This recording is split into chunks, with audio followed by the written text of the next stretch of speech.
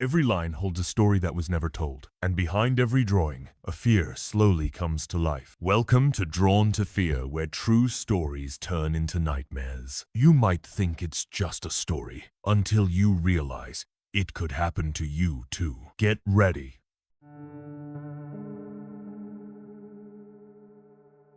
I was a university student back in 2016. Me and three of my closest friends, Tommy, Claire, and Rika, had decided to spend our semester break in Indonesia. We weren't tourists looking for beaches or resorts.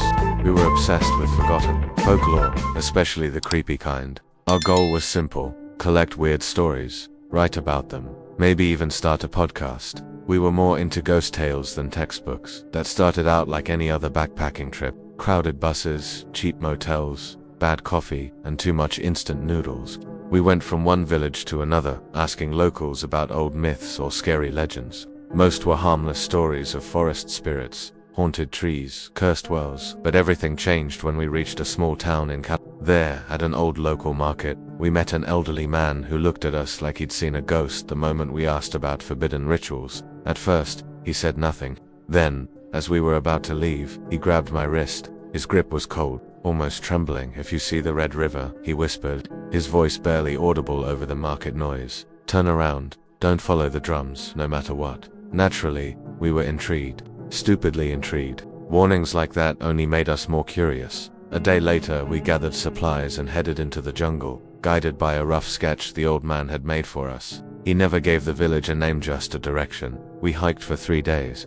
The deeper we went, the stranger everything felt. Birds stopped chirping. The wind felt wrong, too warm at night, too cold during the day. At one point, Claire said she heard someone breathing behind her, but when we turned, no one was there. The trees got thicker, the air got heavier, and then, suddenly, we found it. The village, that it was tucked between 2 steep hills, surrounded by dense fog. The houses were made of dark, almost black wood, their roofs covered in something like dried moss. No roads, no signs, no sounds. It was like time had frozen in that place. We walked in slowly, cautiously.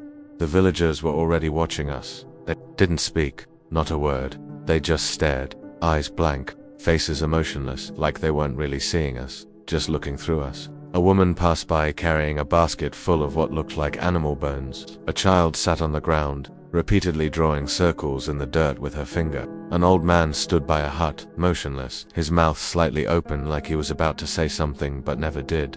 We asked if we could stay the night. No one responded, but one of the villagers pointed to an empty hut. That was enough for us. We should have left that night. Just after midnight, the drums started. At first, it was barely a sound, just a low thump echoing through the hills. Then it grew louder, steady, rhythmic, boom boom boom. I remember sitting up in my sleeping bag, heart pounding. Tommy looked at me, pale. Claire and Rika were already awake, frozen. We peeked through the thin cloth that covered the hut's doorway. Outside, every villager had gathered. They walked in complete silence, in a straight line, each holding something wrapped in white cloth. The drums were coming from the jungle. Without a word, they moved toward it. We followed. Stupid, I know, but we had come this far, and part of us still believed it was just some local ceremony, a weird but harmless tradition. But we stayed low, hiding, behind trees, watching from the shadows. After about 15 minutes of walking, they arrived at a river, and I swear on everything, it was red. Not just muddy, not murky. It looked like blood, thick, dark, flowing slowly. They stopped at the riverbank and laid down the white cloths. Then they began to unwrap them. What was inside wasn't animal remains. It was a body, a human skeleton, bleached bones, carefully arranged, and the skull. God, the skull was painted gold, shiny, almost glowing in the moonlight. And then, one by one, the villagers did something I'll never forget. They raised their hands and started breaking their own fingers, with rocks, with sticks, with their own teeth. One woman bit down so hard on her pinky that it snapped clean off. Blood poured into the Red River. All the while, they were chanting low guttural words in a language none of us had ever heard before. It didn't sound human. It sounded ancient. The river started to bubble, and then something rose from it. At first it was just a shape. A tall, thin figure, dripping red.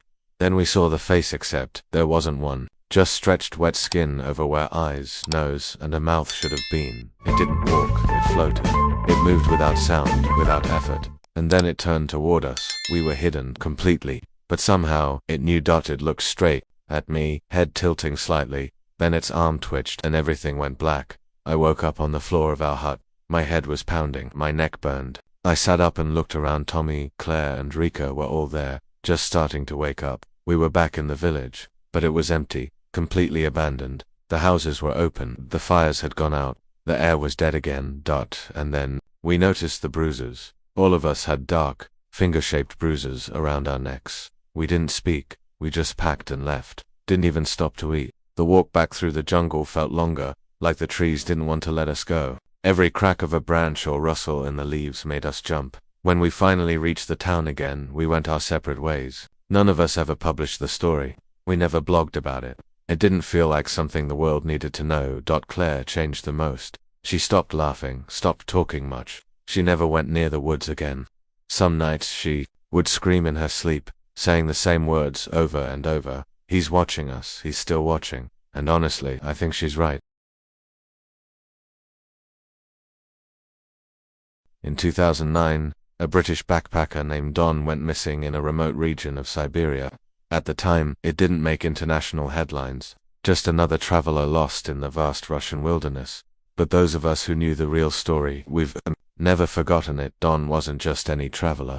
He was a folklore addict, obsessed with myths, haunted places, and anything labeled cursed. He used to say that legends were just truths covered in dust, waiting to be uncovered. That obsession is what led him, and two of his closest friends, Marcus and Liv, into the heart of Siberia. It started with a story they heard in a small village near Lake Baikal. They had been interviewing locals for fun, collecting creepy tales to post on their blog. An old woman with thick grey braids told them about something she called Zerkalo Myortvik, the mirror of the dead. It wasn't an actual mirror, she said. It was a pond, a body of still water so calm and dark that it reflected more than just your face. According to her, it sat hidden deep in the woods where the snow never fully melted. People had known about it for generations, but no one dared go near it after midnight. They believed that looking into the pond after dark could make you see things that weren't really there, or worse, things that were. Don was instantly hooked. He asked her where it was. She refused, told him to forget it. The forest takes what it wants, she muttered before closing her door. That only made Dan more curious. He spent 2 nights reading through Russian folklore archives on his phone, and eventually found an old travel journal from the 1800s describing a similar pond. Coordinates weren't listed, but there were enough landscape details for Dan to piece things together. Marcus tried to talk him out of it, live too. They wanted to keep exploring villages, eat local food, maybe even go to the coast. But Dan had made up his mind. He told them, "You don't have to come with me, but I'm going either way." They followed him. It took them 5 hours by snowmobile and another full day, hiking through snow-covered forests to find the place. It didn't look like much at first. Just a small frozen pond in the middle of nowhere. Trees circled it perfectly, like they were guarding it. The sky was already turning gray by the time they got there, and the wind had completely stopped. It was too quiet, Marcus said. It felt like walking into a church, cold, still sacred, in a way that wasn't comforting. Dan dropped his backpack and walked right to the edge. The ice wasn't completely solid, it had a thin glassy surface that let you see the black water underneath. He crouched down and stared into it for a long time.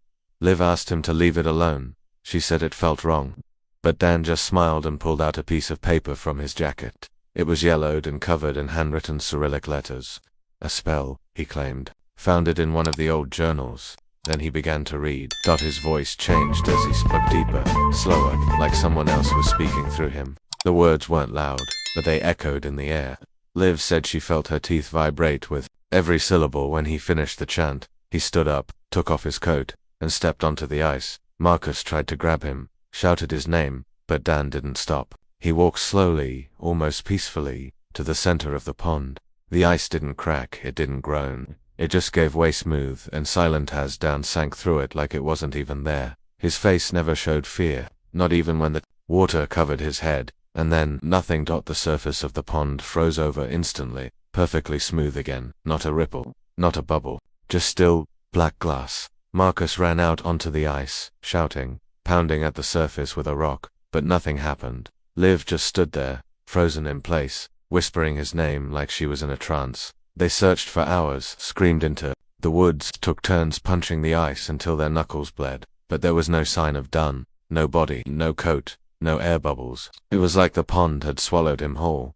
Eventually, they gave up and hiked back in silence. A week later, they reported him missing to local authorities, but no one wanted to go to that part of the forest. One officer even crossed himself when they mentioned the pond. Life changed after that. She stopped talking much, refused to look into mirrors. Said she kept seeing things in her reflection, things that didn't move when she did. Marcus returned to the UK and tried to live normally, but he couldn't sleep, couldn't look at water. He started recording himself every night because he kept waking up soaked, like he'd been swimming in his clothes. 2 years later, Marcus went back to Siberia alone. He told his sister he had to make it right. He never came back. Now here's the part that really gets under my skin. They say if you stand by that pond after midnight and whisper Dan's name 3 times, something strange happens. You won't hear a response. You won't see his face in the water, but your own reflection will smile at you, even if you're not smiling. And if you keep watching, the reflection will slowly start to move on its own, just a little at first. A blink, a tilt of the head, a slow stretch of the mouth into something too wide, too wrong. And if you still don't look away, you'll feel the ice beneath your feet start to crack. In the remote mountains of Morocco, far from any city or map, there's a village that doesn't want to be found. No signs lead to it. No roads end there. It's not that the villagers are hostile. In fact, when you meet them, they're warm, polite, even welcoming. But behind every smile there's something else, something quiet and unsettling. Like they're holding in a secret they've promised never to tell. Back in 1982, a tourist couple, Emily and Jack, were driving through Morocco in a beat-up van, chasing the kind of off-grid adventures they could brag about later. They weren't thrill-seekers or ghost hunters, just a pair of curious honeymooners looking for stories, photos, something different. Somewhere near the Atlas Mountains, they got lost. Not the kind of lost where you check a map and figure it out. The kind where the road disappears behind you, and suddenly the air feels different, heavier, still. After driving through winding dirt paths, they stumbled upon the village. A beautiful little place, really. Earth-toned houses, vines growing along stone walls, bright fabrics hanging in the breeze. The villagers watched the couple with calm, unreadable expressions. Then one woman approached and invited them to stay the night. Emily said the woman didn't speak English, or French, or anything she recognized. But the way she gestured with soft, slow movements was comforting. The couple agreed. The villagers prepared a small hut for them and even gave them food, though neither of them had much appetite. Something felt off. They couldn't place it, but the silence was too perfect. The air too still. That night, just as the sun dipped below the mountains, the drums started. Soft at first, just a low, hollow beat echoing through the hills. Then others joined in, until it became a slow, steady rhythm that pulsed through the ground itself. The villagers began to gather in the center of the village, carrying torches. No one spoke, not even a whisper, only the sound of drums and bare feet shuffling over dirt. Emily and Jack stood at the edge of the crowd, unsure if they were supposed to be watching, but no one stopped them. In fact, several villagers gently motioned for them to come closer. The couple exchanged uneasy glances, but followed. The crowd formed a wide circle around a stone fire pit, where flames already flickered like they were waiting for something. And then, she appeared, the bride. She came walking from between 2 stone walls, barefoot, her white dress dragging behind her like it was soaked in something heavy. Her skin was pale, naturally pale, like wax. Her long black hair hung down, completely, still despite the mountain breeze. Her face was veiled with something thin and gray, almost transparent, but just enough to hide her features. She didn't speak. She didn't look at anyone. She just moved slowly toward the fire, guided by 2 men wearing crude goat masks, horns, bent eyes hollow. One of them carried a staff carved with strange symbols. The other simply walked beside her, his head bowed. When the bride reached the fire, the drums stopped, so did the wind. The silence that followed was suffocating, not peaceful, not natural. It felt like the world itself was holding its breath. The bride stood in front of the fire, then slowly lifted her hands. With one motion, she pulled the veil away from her face. Emily gasped. Even Jack, who rarely reacted to anything, stepped back. Her mouth was sewn shut. Black, rough thread crisscrossed her lips, digging into her skin like it had been there for years. Dried blood traced the corners of her mouth. Her eyes were open wide, blank, staring into nothing. And then, she screamed. The sound didn't come from her throat. It didn't come from her mouth either, it came from everywhere. From the fire, from the mountains, from inside their own heads. It wasn't human, that it was something ancient, something raw and full of pain. Like every scream that had ever been silenced was pouring out all at once. It echoed across the village, down the hills, through the trees, and it didn't stop. It kept going, and going, and going. Emily dropped to her knees, covering her ears, crying. Jack grabbed her hand and pulled her away, pushing through the silent crowd, past the huts, past the torches, into the darkness. They didn't stop running until the drums were a faint heartbeat in the distance. They spent the night in the van, not saying a word. The next morning, when they drove back toward town, the village was gone, literally gone. The path was the same, but the buildings weren't there. No huts, no torches, just wild grass and rocks.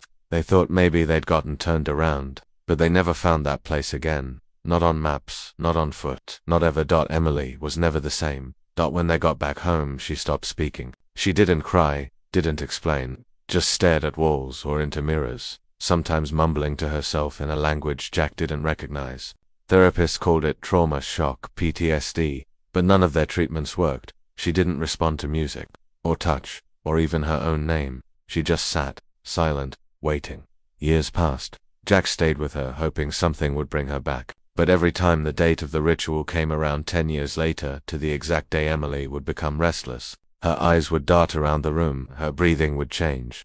One time, Jack swore he heard her whisper, "She's calling me back." And then, on the 10th anniversary, Emily disappeared. No note, no signs of a break-in, no missing items. Her clothes were untouched, her shoes still by the door. Jack said the only thing out of place was the bedroom mirror. It was cracked down the middle. The police searched for months. She was declared missing, presumed dead. But Jack didn't believe it. He said she had gone back to the village, to the ritual, to the bride. And when people asked him what really happened, he would just shake his head and say, "Some vows can't be broken." Some say if you ever find yourself deep in the Atlas Mountains, and you hear drums at dusk, don't follow the sound, don't look for firelight. And whatever you do, if you see a woman in white walking barefoot through the rocks, turn around, because the bride is still waiting. And this time, she might scream for you. Some rituals are kept secret for a reason. Not everything should be uncovered, because once you see it, it sees you, too.